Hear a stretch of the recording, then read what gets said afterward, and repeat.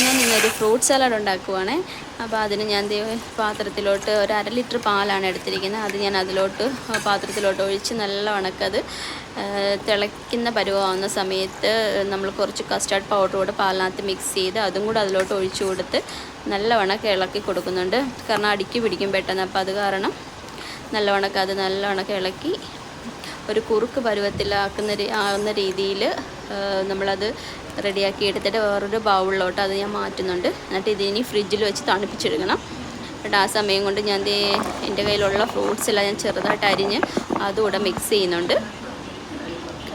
എൻ്റെ കയ്യിൽ ആപ്പിളും പോംഗ്രാനൈറ്റും മുന്തിരിയും മാംഗോയും ഇത്രയുമാണ് ഞാൻ ആഡ് ചെയ്തിരിക്കുന്നത്. അപ്പോൾ അതും കൂടി ഇട്ടിട്ട് എല്ലാം കൂടെ നല്ല ഉണക്ക് മിക്സ് ചെയ്തെടുത്തിട്ടുണ്ട്.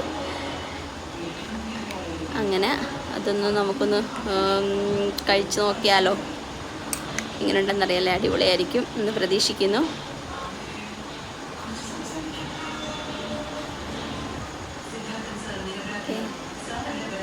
സൂപ്പർ സാധനമായിരുന്നു കേട്ടോ, അടിപൊളി.